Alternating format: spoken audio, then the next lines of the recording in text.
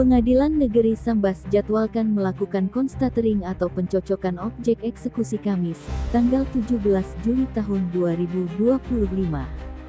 Kegiatan ini berkaitan dengan perkara Perdata nomor 14 tahun 2022 yang telah berkekuatan hukum hingga tingkat peninjauan kembali.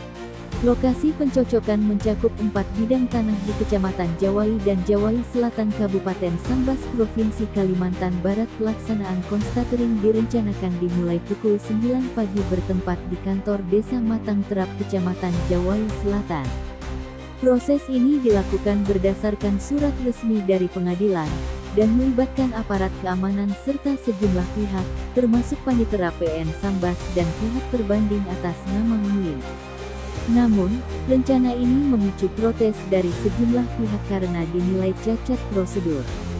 Edi Ruslan, Ketua Harian Laskar Prabowo 08, dia mengatakan ada indikasi pelanggaran terhadap Undang-Undang Nomor 56 Perpu Tahun 1960 dan PP Nomor 041 Tahun 1964 tentang absente atau larangan memiliki tanah pertanian oleh orang yang tidak tinggal atau berdomisili di wilayah itu.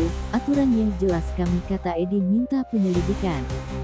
Ketua Harian Laskar Prabowo 08 Edi Ruslan menyebut konstatering ini bisa menabrak aturan absente land yang melarang kepemilikan tanah pertanian oleh pihak yang tidak berdomisili di lokasi tersebut.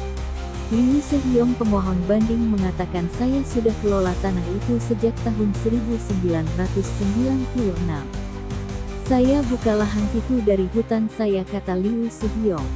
Yang urus sampai sekarang masih saya tempati, katanya.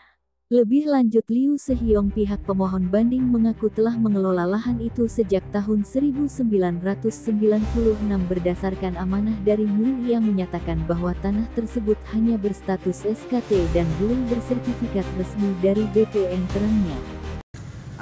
Dulu kosong. Tanam jeruk gitu. Oh, tanam jeruk. Jeruk tapi udah mati. Nah, tapi udah mati. Tanam jeruk dulu udah mati sampai hutan dah. itu yang nanam jeruk siapa? Nanam jeruk kawannya, dia udah meninggal. Oh, udah meninggal. Iya, adiknya. Ya. Adik siapa tuh, Pak? Adik Pak Muin. Tapi udah meninggal. Ya, tanam jeruk. Tanam jeruk udah berhasil jadi hutan. Makanya dia suruh saya tanam. Didatangi saya tanam kelapa. Rawat sampai sekarang. 30 tahun ya, Pak? 30 tahun. Ya. Jadi tidak harap penghasilan. Semua punya kamu. Itu udah janji dengan saya. Saya tidak harap penghasilannya. Pokok yang penting pentingnya jaga punya tanah, udah cukup. Dia kan orang kaya. Gitu. Ya, janji beta kayak ngomong. Sofyan, SH kuasa hukum Liu Sehyong, dia mengatakan tanah itu belum terdaftar di BPN. Belum ada sertifikat, belum ada surat ukur. Konstatering tidak sah secara hukum, katanya. Kuasa hukum Liu Sehyong, Sofyan, SH, menegaskan bahwa pencocokan objek belum bisa dilakukan karena belum ada status hukum sah dari pejabat pemberi hak sesuai ketentuan Undang-Undang Agraria, tegasnya. Tanpa legalitas dari BPN dan tanpa keputusan resmi dari pejabat pemberi hak, pelaksanaan konstatering ini dinilai rawan cacat hukum. Sejumlah pihak berjanji akan terus mengawal kasus ini. Sementara itu, Panitera PN Sambas, Ari, menegaskan bahwa kegiatan ini belum masuk tahap eksekusi final. Hasil pencocokan akan dilaporkan kepada Ketua PN untuk ditindaklanjuti. Ini salah satu dari proses eksekusi. Namun kami sampaikan bahwa ini hanya proses konstatering, Pak. Konstatering itu pencocokan batas tanah sesuai dengan apa isi putusan. Nah, kalau masalah pelaksanaan eksekusi itu masih jauh, Pak. Maksudnya kita belum tahu ini hasilnya seperti apa. Nanti hasil ini akan kita sampaikan ke Ketua Pengadilan. Mungkin seperti itu, Pak. Ya, ini kemarin kan itu tidak ditangguhkan oleh Ketua Pengadilan. Jadi proses eksekusinya tetap berjalan, Pak. Itu saja proses. Ya, proses bandingnya tetap berjalan, tapi ini juga proses teringnya tetap berjalan, tapi belum sampai pada tahap proses eksekusi, Pak. Nah, masih belum sampai final. Oh, belum, Pak. Ini hanya pencocokan batas wilayah aja, batas tanahnya itu.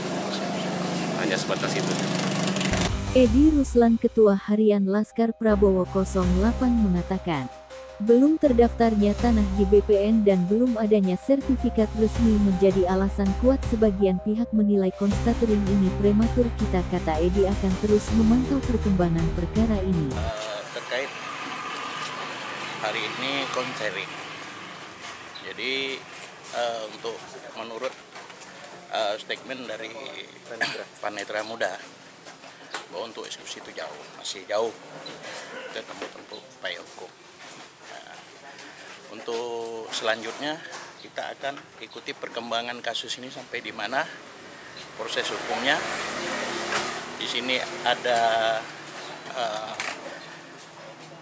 tidak akan perbuatan melawan hukum atau tidak, atau aturan atau perbuatan melawan undang-undang yang dilakukan oleh oknum-oknum, kan begitu.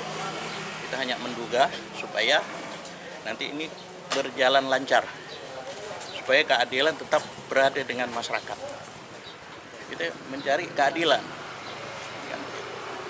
Harapan kasus ini supaya berjalan lancar dan sesuai mekanisme yang ada, tidak ada kemana-mana. Kita mau proses penegakan hukum harus lurus, bukan tajam ke bawah tumpul ke atas.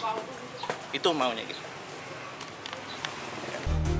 Dari Kabupaten Sambas, Kalimantan Barat, tim media Kalbar mengabarkan.